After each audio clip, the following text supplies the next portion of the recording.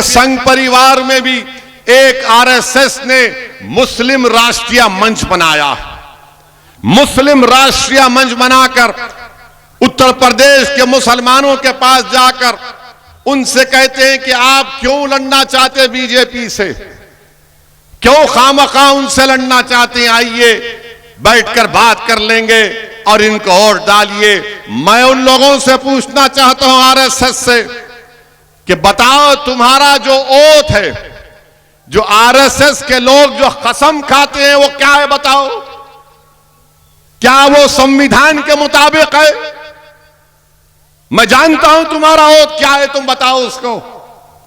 तुम इस मुल्क को एक हिंदू राष्ट्र बनाना चाहते हो, तुम इस मुल्क को एक मजहब का मुल्क बनाना चाहते हो, और आज आरएसएस के लोग जाकर इस तरह की बातें अवाम के दरमियान में करती हैं।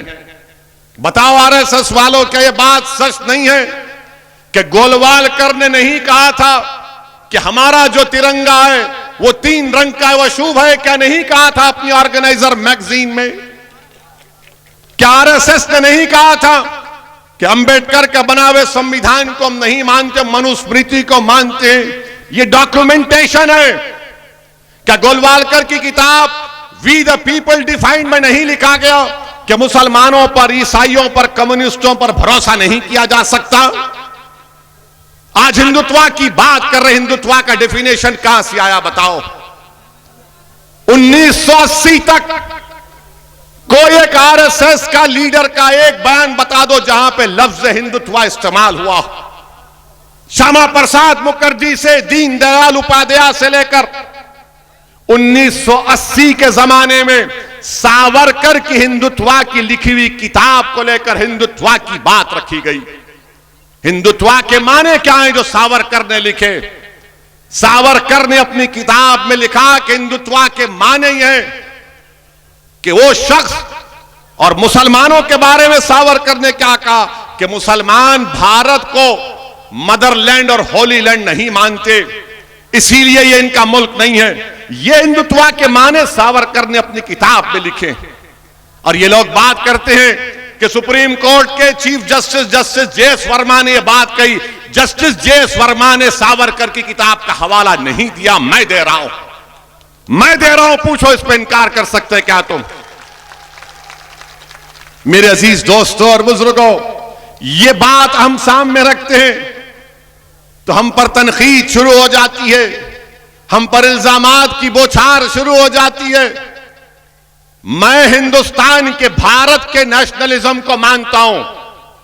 वो भारत के नेशनलिज्म में तमाम लोग शामिल हैं, जिसको अंग्रेजी का वर्ड है वो इंक्लूसिव है, इंक्लूसिव है। ये नेशनलिज्म होना चाहिए।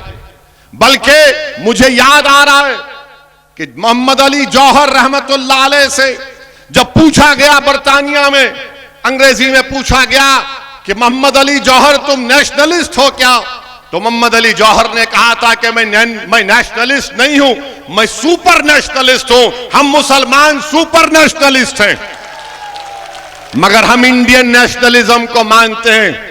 क्या कहा था नरेंद्र मोदी ने? हिंदू नेशनलिज्म की बात इंटरव्यू में नरेंद्र मोदी ने कही थी 2014 में। आपने नेशनलिज्म को भी तोड़ दिया। मेरे अजीज दोस्तों और बुजुर्गों, हद तो यह हो गई कि एक मोहतरमा को हमारा हाईएस्ट सिविलियन अवार्ड दिया गया। वो मोहतरमा टीवी के इंटरव्यू में कहती हैं कि देश को आजादी 2014 में मिली, 2014 में मिली। नहीं, थालियां मारने के लिए नहीं, सोचने बता रहा हूं। देखो आप, अगर वो बात मुसलमान कहता तो अब तक उस पर यूएपीए लग जाता। अगर वो बात मुसलमान कहता तो यूएपीए लग जाता। उसको जेल में डालने से पहले पुलिस स्टेशन में ले जाकर उसके घुटने के बाजू हजरत पुलिस एक छोटी सी गोली मारती उसको और बोलते तूने गद्दारी की। मगर वो रानी है, आप महाराजा हैं, कोई कुछ नहीं करता। वो क्वीन है और आप किंग हैं, आप कुछ नहीं करते। क्यों नहीं करते? अगर हमारे मुंह से अगर गलती से भी निकल जाता किसी ने इंडिया पाकिस्तान के मैच में कुछ लिख दिया गलती से, तो बाबा ने कहा गद्दारी का इल्जाम लगा के जेल में भिजा दिया जाएगा। बोलो बाबा। मैं उत्तर प्रदेश के मुख्यमंत्री से पूछ रहा हूं, मैं देश के प्रधानमंत्री नरेंद्र मोदी से पूछ रहा हूं, क्या देश 47 में आजाद हुआ या 2014 में आजाद हुआ? बताओ। और अगर यह गलत है तो क्या देश के प्रधानमंत्री और उत्तर प्रदेश के मुख्यमंत्री गद्दारी का इल्जाम लगाएंगे सेडेशन का? क्या सेडेशन सिर्फ मुसलमानों के लिए? क्या सेडेशन सिर्फ नौजवान तालिब इल्म और तुलबा के लिए? क्या सेडेशन किसके लिए फिर? और फिर इससे बढ़कर बात यह कि यह संविधान के खिलाफ है। कैसे खिलाफ है? भारत के संविधान में एक फंडामेंटल राइट्स है, हुकूक है, और एक ड्यूटीज है। नरेंद्र मोदी बार बार बोलते हैं ड्यूटीज, अपना ड्यूटी निभाओ। नरेंद्र मोदी जी, पार्लियामेंट में बल्कि संविधान में लिखा है कि इस बात को हमको तालीम दी जा रही है संविधान के जरिए कि हर भारत के रहने वाले के लिए, नागरिक के लिए जरूरी है कि वो मुजाहिदीन आजादी की इज्जत करें। डायरेक्टिव प्रिंसिपल्स में लिखा गया। बताओ तुम क्यों खामोश हो? खाली एक बयान आ गया बीजेपी से कि इस बयान से हम नहीं मानते। नहीं मानते तो फिर हम जब बोलते हैं तो हम पर मुकदमा क्यों?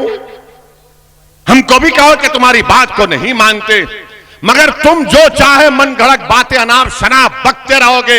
अगर हम इजहार ख्याल करेंगे, हमारी राय तुमसे मुख्तलिफ होगी, तुमको पसंद नहीं आएगी तो जेल मेरा मुकद्दर या गोली मेरा मुकद्दर बना दिया जाता है। यह कौन सा इंसाफ है? इस पर कोई बात नहीं होगी।